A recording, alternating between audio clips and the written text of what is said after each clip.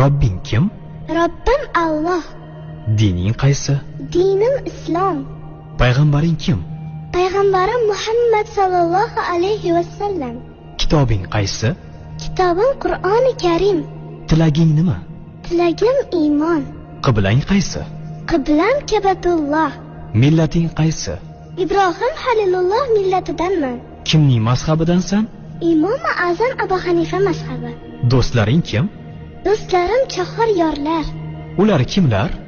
Abu Bakr Siddiq, Hazrati Umar, Hazrati Usmon, Hazrati Alidir. Qachondan beri musulmonsan? Al-Misoqdan beri. Al-Misoq nima?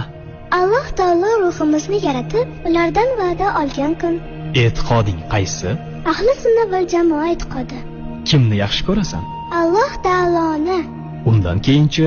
Payg'ambarimiz Muhammad alayhissalomni. Undan keyinchi?